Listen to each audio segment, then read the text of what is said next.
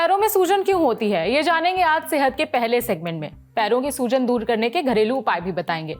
अफ्रीकी देश कोंगो में इबोला वायरस से 80 मौतें, WHO ने घोषित की ग्लोबल हेल्थ इमरजेंसी। इस वायरस के बारे में सब बताएंगे अपने दूसरे सेगमेंट में। और ज्यादा नमक खाने से ब्लड प्रेशर क्यों बढ़ जाता है, वजह पता करेंगे सेहत के आखिरी सेगमेंट में। Brought to you by Sharda University.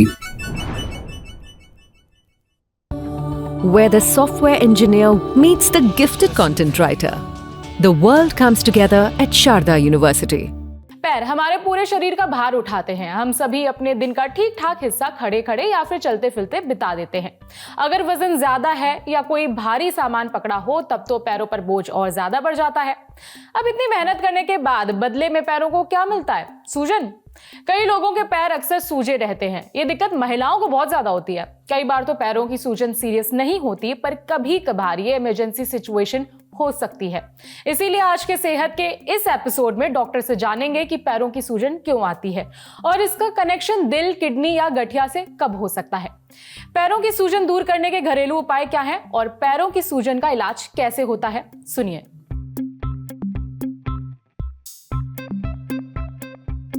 पैरों में सूजन आने के कोई एक कारण नहीं है, बहुत सारे कारण हैं। जैसे आमतौर पर जो सूजन आती है वो दो भागों में मुख्यतः डिवाइड की जा सकती है, और वो एक भाग है जो हड्डी जोड़ों से रिलेटेड है, यानी कि जैसे आर्थराइटिस की वजह से या पिंडलियों में खून का दौरा कम होने की वजह से, या ज़्यादा वजन होने की वजह से नीचे पैरों में सूजन आती है, या ज़्यादा खड़े होने की वजह से पैरों में सूजन आती है।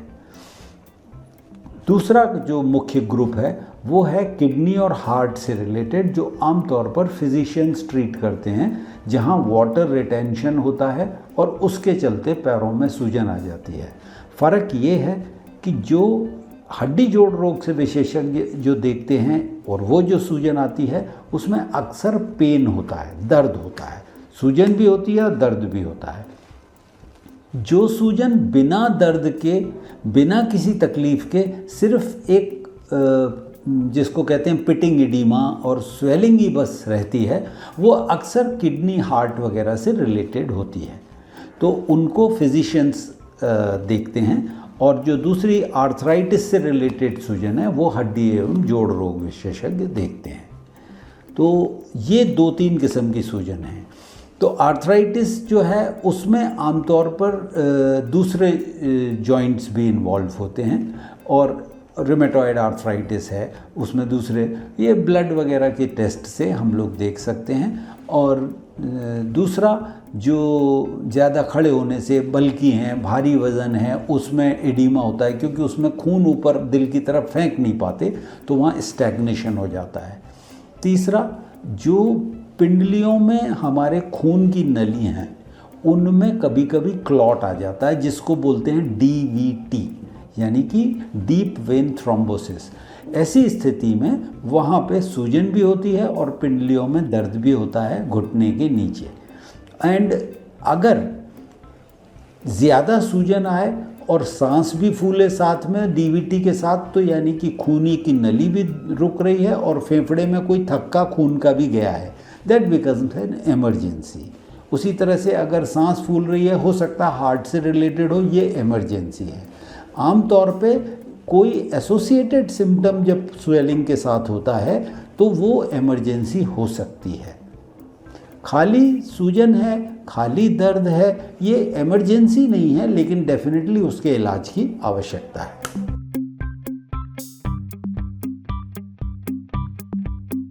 आमतौर पे जो घरेलू इलाज के नाम पे जो सूजन पैरों में आती है, तो उसके लिए 2-3 चीज़ें कर सकते हैं। एक तो हल्के कुनकुने गर्म पानी से उसकी सिकाई कर सकते हैं। दूसरा, पैरों को एक गोल तकिया लगा के या एक गद्दा लगा के उसको उठा के रख सकते हैं। करीब अगर आधा 1 फीट अगर पैर को ऊपर रखा जाएगा तो उसमें से सूजन उतर जाएगी पैरों से। तीसरी बात ये कि अगर जो सॉल्ट का इंटेक है बॉडी में वो कम कर सकते हैं, जैसे नमक खाना वगैरह, खाने पीने में नमक का सेवन कम कर दें। तो इन सब चीज़ों से जो है उसमें सूजन कम रहेगी, और बाकी तो सारे जो सूजन के कारण हैं उन्हीं को दूर करना पड़ता है।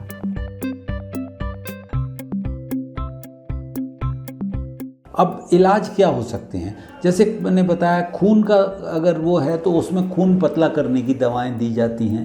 अगर वज़न भारी है तो वज़न को कम करना होता है। आर्थराइटिस अगर उसमें प्रूव हो रहा है तो खून का टेस्ट करके आर्थराइटिस का इलाज करना होता है, दवाइयाँ खानी होती हैं। उसके अलावा जैसे कि अगर हार्ट या किडनी से रिलेटेड पैरों में सूजन है तो उसकी दोनों के निदान किए जाते हैं। ये सारी जो चीज़ें हैं, अलग अलग बीमारियां, अलग अलग इलाज, और खून का जो पैरों में जो सूजन है वो एक मल्टी ब्रांच बीमारी है। उसको हमें सेग्रीगेट करना पड़ता है, अलग अलग करना पड़ता है कि ये किस वजह से आ रही है वहाँ, तो वो करने के बाद उसका प्रॉपर इलाज होता है। और डेफिनेटली खून, ये जो पैरों में जो सूजन है, पैरों में सूजन को इग्नोर नहीं करना चाहिए, वो किसी न किसी बीमारी का इंडिकेशन है। अगर आपके पैरों में भी सूजन है तो पहले घरेलू उपायों से उसे दूर करने की कोशिश करें। अगर सूजन दूर ना हो तब जाकर डॉक्टर को दिखाएं और जरूरी जांचें करवाएं, ताकि सही कारण पता चल सके और सूजन हमेशा के लिए दूर की जा सके। समझे? अब बारी है सेहत के अगले सेगमेंट की, तन की बात।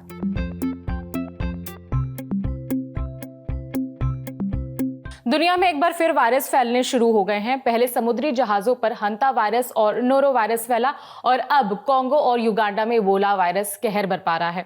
इस वायरस के बुंडीबुगियो स्ट्रेन से अब तक 80 लोगों की मौत हो चुकी है। डेमोक्रेटिक रिपब्लिक ऑफ कांगो और युगांडा अफ्रीका महाद्वीप के देश हैं और एक दूसरे के पड़ोसी भी हैं। वर्ल्ड हेल्थ ऑर्गेनाइजेशन यानी कि WHO ने कांगो और युगांडा में हुए इबोला आउटब्रेक को public health emergency of international concern घोषित कर दिया है।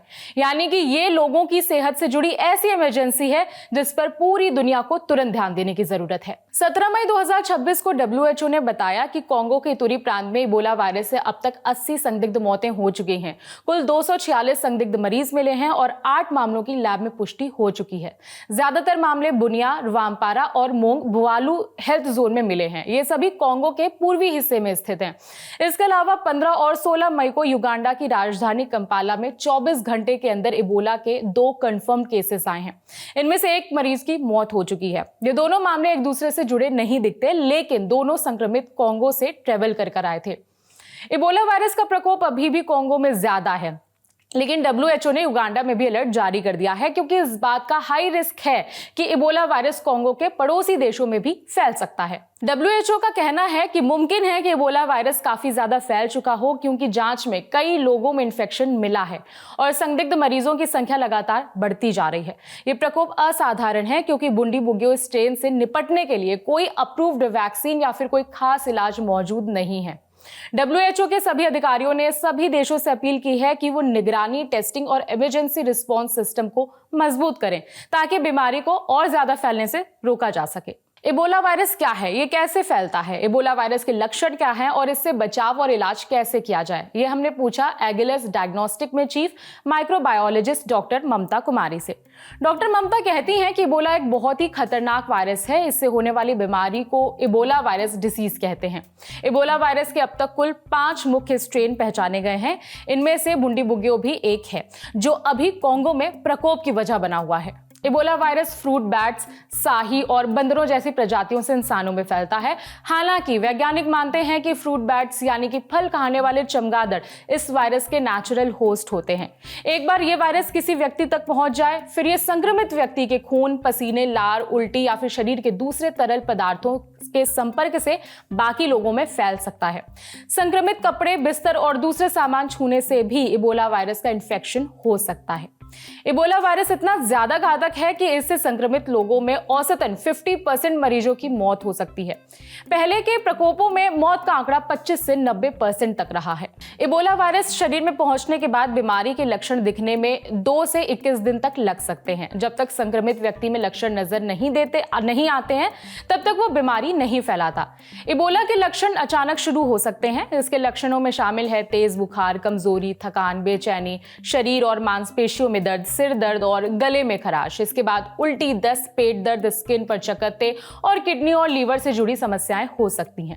कुछ मामलों में शरीर के अंदर या फिर बाहर खून बहना भी शुरू हो सकता है, जैसे कि मसूड़ों में खून आना या फिर स्टूल में खून दिखना। इबोला वायरस के लक्षण मलेरिया और टाइफाइड जैसी बीमारियों से मिलते जुलते हो सकते हैं, इसीलिए इसे पहचानना मुश्किल होता है। वायरस कंफर्म करने के लिए खास लैब टेस्ट कराया जाता है। इबोला वायरस के इलाज में सपोर्टिव केयर दी जाती है। इसके कुछ स्ट्रेन के लिए कुछ खास दवाएं भी दी जाती हैं, लेकिन बुंडी बुगियो स्ट्रेन से निपटने के लिए कोई दवा, कोई वैक्सीन मौजूद नहीं है। मरीज के शरीर में पानी की कमी पूरी करने के लिए मुंह या फिर नसों के जरिए लिक्विड दिए जाते हैं। लक्षणों के हिसाब से इलाज किया जा सकता है। अगर सांस लेने में दिक्कत हो तो ऑक्सीजन दी जा सकती है और मरीज को अलग रखा जाता है ताकि इन्फेक्शन ना फैले। अब बढ़ते हैं सेहत के आखिरी सेगमेंट की तरफ, खुराक यानी कि एक झकासी हेल्थ टिप। जब तक खाने में ठीक ठाक नमक ना हो तब तक स्वाद ही नहीं आता और हम लोग उन चीजों पे भी नमक छिड़क लेते हैं जिसमें जरूरत नहीं हो, जैसे कि फलों के ऊपर। पर यही ज्यादा नमक की आदत आपका ब्लड प्रेशर बढ़ा सकती है। कैसे? ये सवाल हमने पूछा सीके बिरला हॉस्पिटल दिल्ली में इंटरनल मेडिसिन डिपार्टमेंट के कंसल्टेंट डॉक्टर अमित प्रकाश सिंह से। उनसे ये भी जाना कि किन चीजों में छिपा हुआ नमक सबसे ज्यादा होता है। डॉक्टर अमित कहते हैं कि नमक में सोडियम होता है। ये सोडियम शरीर में पानी को रोक कर रखता है।